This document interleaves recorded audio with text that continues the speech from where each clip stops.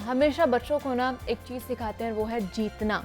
कभी उन्हें हम बताते ही नहीं हैं कि किसी मोड़ पर हमें हार का भी सामना करना पड़ सकता है और उसे हमें किस तरह डील करना है, ये चीज़ हम नहीं अपने बच्चों को सिखाते हैं, और जिसके नताइज जो है आगे ज़िंदगी में बहुत ख़तरनाक निकलते हैं।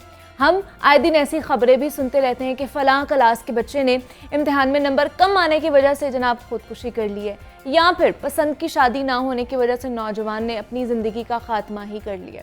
ये सारी खबरें इसी वजह से सुनने को मिलती है कि हमें बचपन से ही रिजेक्शन तस्लीम करना नहीं सिखाई जाती, और ये आदत सारी ज़िंदगी हमारा पीछा नहीं छोड़ती है, क्योंकि हमारी आदत बहुत ज़्यादा पुख्ता हो गई होती है कि हमें चाहिए तो चाहिए ही, हमें रिजेक्शन नहीं चाहिए। यहाँ तक कि हम अगर जॉब के लिए भी जाएं ना, तो इंटरव्यूज़ में पास ना होने से हमें ज़हनी और नफ्सियाती तौर पर भी बहुत ज़्यादा नुकसान पहुँचता है, और हम ये बात तस्लीम ही नहीं करते हैं कि हम रिजेक्ट भी हो सकते हैं कहीं जाकर। इसलिए जितने भी कैंडिडेट्स होते हैं वो अपनी नाकामी का जो मलबा है सारा वो इंटरव्यू लेने वाले पर डाल देते हैं। यहाँ पर ये कहते हैं कि जनाब सिफारिश कल्चर है, या रिश्वत का इल्ज़ामात लगा दिए जाते हैं। जो मजबूत हिसाब के मालिक होते हैं वो तो गिर गिर कर अपनी ज़िंदगी में कुछ सीख जाते हैं और अपनी मंजिल तक पहुँच जाते हैं, और लेकिन जो हार जाते हैं लोग, वो उनके लिए एक तकलीफ़देह मरहला होता है। और ये सभी जानते हैं कि आपकी ज़ात जो है इसकी वजह से बहुत ज़्यादा सफ़र करती है। रिजेक्शन, मैं ये कहूँगी कि यहाँ पे कोई बुरी चीज़ नहीं है कि आपको रिजेक्ट किया जाता है, ये आपको या मुझे एक और मौका देती है कि भाई सोच लो, अभी भी तुम्हारे पास वक्त है, जो तुमने फ़ैसला किया है क्या वो फ़ैसला तुम्हारे लिए ठीक है या गलत है। आपको एक नया मौका दे रही होती है, नए रास्ते खोल रही होती है ये जो रिजेक्शन होती है, कि ख़ुद को रिकन्सीडर करने का मौका मिलता है कि दोबारा से रीथिंक करो उस फैसले के बारे में, उसको हथियार बनाकर कैसे हम अपनी ज़िंदगी बदल सकते हैं, अपनी नाकामी को अपनी ताकत में कैसे बदलना है, इस पर आज हम बात करेंगे। हमारे साथ इस वक्त फैसल अकबर अवान मौजूद हैं जो कि कॉर्पोरेट ट्रेनर है। फैसल, आपको खुश आमदीद कहती हूँ जागो लाहौर में, कैसे हैं आप? Thank you very much and I am perfectly alright. बहुत शुक्रिया आपका, और ये बड़ा इंटरेस्टिंग टॉपिक है, वैसे let me appreciate you. Thank you Faisal. Faisal, job के बारे में अगर देखा जाए तो क्योंकि आप कॉर्पोरेट ट्रेनर हैं, तो वहाँ पर भी बहुत सारे ऐसे लोग आते होंगे कि पहली दफ़ा में तो शायद ऐसा कुछ कर जाते हों या उनको सीट ना मिलती हो, लेकिन बहुत से लोग हैं जो एक बार में रिजेक्ट होने के बाद कहते हैं जी अब हम शायद ज़िंदगी में कुछ कर ही नहीं सकते या कामयाब नहीं हो सकते। तो ये वैलिड चीज़ है कि अगर हम एक दफ़ा रिजेक्ट हो जाते हैं, नाकामयाब हो जाते हैं, तो आगे हम कुछ नहीं कर सकते?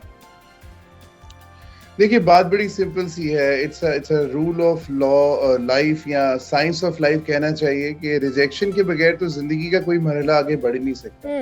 ये तो हो सकता है कि कुछ लोग अल्लाह के करम से या by virtue of good luck किसी एक या दो जगहों पर बगैर किसी रिजेक्शन के या नाकामी के वो अपनी वो मनपसंद चीज़ हासिल करने, चाहे वो जॉब है या कोई रिश्ता है या कोई भी अपॉर्चुनिटी है।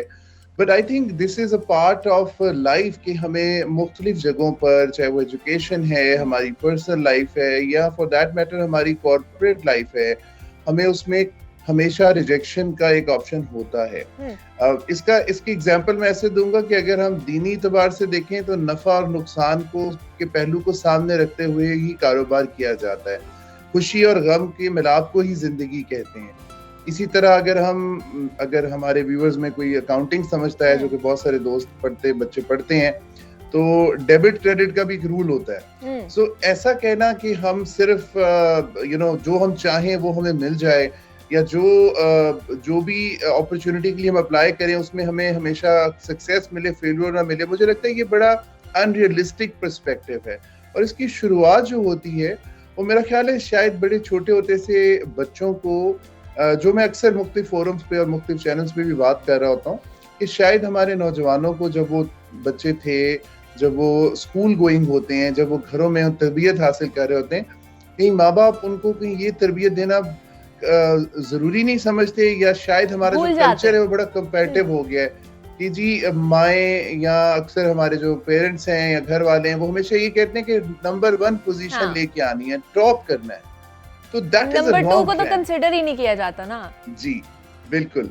तो मुझे ऐसा लगता है कि अगर हम बच्चों को ये सिखाएं, और मैंने बल्कि बहुत दफा वो कोट भी की है, और आई एम श्योर आपने भी जिस अंदाज से बात का आगाज किया है बानो कुद्सिया का एक वीडियो क्लिप अक्सर फेसबुक पे और इधर उधर वो नजर आ रहा होता है, जिसमें वो ये कहती हैं कि हम जो गलती करते हैं हम अपने बच्चों को फेलियर के बारे में बताना भूल जाते हैं कि अच्छा अगर तुम्हारा कभी रिश्ता टूट जाए तब क्या करना है, अच्छा अगर कभी तुम जिंदगी में किसी इम्तिहान में फेल हो जाओ तो क्या जिंदगी खत्म हो जाएगी, या उनको ये भी बताना है कि ये भी एक ऑप्शन है जिंदगी गुजारने का। तो और ये बहुत जरूरी है। आप आए दिन देखिए आपको खबर मिलती है कि जी लोग डिसहार्ट हो जाते हैं, लोग फ्रस्ट्रेशन में फिर कुछ उल्टा सीधा कर लेते हैं।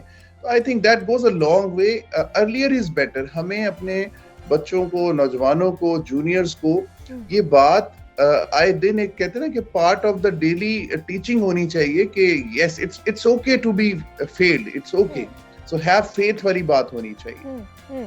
लेकिन फैसल ज़्यादातर जो ख़ास तौर पर नौजवान नस्ल की अगर बात की जाए तो वो जॉब के हवाले से बहुत ज़्यादा परेशान होते हैं कि पता नहीं हम डिग्री हासिल कर लेंगे तो आगे जाके हमें जॉब मिलेगी भी कि नहीं मिलेगी, या हम जो सोच रहे हैं उसके लिए हम उस क्राइटेरिया में आ सकेंगे या नहीं आ सकेंगे। और जैसे ही अगर कोई क्राइटेरिया मीट नहीं कर पाता है, रिजेक्शन फील करता है और वो उसके बाद दिल बर्दाश्ता हो जाता है, लेफ्ट आउट फील करता है। तो इस बुनियाद पर फिर किस तरह अगर जो रिजेक्ट हो गए हैं उसको किस तरह हम अपनी कामयाबी में बदल सकते हैं? कोई ऐसे फैक्टर्स होने चाहिए, क्या क्या कर सकते हैं इसके लिए हम? I think that's a brilliant question. और बिल्कुल रिजेक्शन जैसे मैंने कहा बहुत पार्ट है। अब हमने देखना है कि हम इस रिजेक्शन को इस्तेमाल कर सकते हैं या इसके आगे बेबस हो जाते हैं। तो मेरा मशवरा ये होगा कि रिजेक्शन जब भी होती है हमें अपने इमोशंस को डिस्प्ले करने से पहले या फाइनल कंक्लूजन पे पहुंचने से पहले हमें उसको प्रोसेस करना चाहिए कि व्हाट एक्चुअली हैपेंड, हुआ क्या है जिसकी वजह से रिजेक्शन हुई है। फॉर एग्जांपल मैं आपको एक एग्जांपल देता हूँ। मैं पिछले तकरीबन 20 साल से यूथ के साथ क्लासेस भी पढ़ाता हूँ, उनके साथ इंटरेक्शन भी करता हूँ, कॉर्पोरेट में प्रोग्राम्स कर रहा हूँ।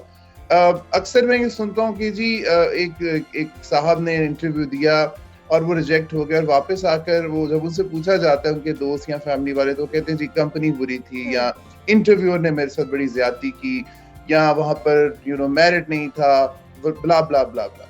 यानी हर वो बात आमतौर पर आपको सुनाई दी जाएगी जिसमें दूसरों को ब्लेम किया जा रहा होगा। मेरा मशवरा ये होगा कि हमें ये भी देखना चाहिए कि क्या हमारी तरफ से कोई कमी तो नहीं रह गई, क्या हो सकता है हम कंपनी के बारे में जिस रोल के लिए अप्लाई करने गए थे उस रोल के लिए हम सूट ही ना कर रहे हैं, हमारी क्वालिफिकेशन ना, और अगर सब कुछ था तो उस दिन एक्चुअल परफॉर्मेंस हमारी अच्छी ना गई हो। सो हमें ये देखना है कि रिजेक्शन में से, फेलियर में से हमारा सबसे पहला काम है अपना प्रोसेस करके पार्ट देखना कि क्या हमारी तरफ से कोई कमी तो नहीं रहेगी। Am I lacking something, did I miss something, was I not prepared for that particular thing. और एक हार्वर्ड बिजनेस का बड़ा मशहूर आर्टिकल है, मैं तमाम देखने वालों से कहूंगा कि अगर वक्त मिले तो जरूर पढ़ें, और वो जरूरी नहीं कि सिर्फ बिजनेस के लोग पढ़ें, कोई भी पढ़ सकता है।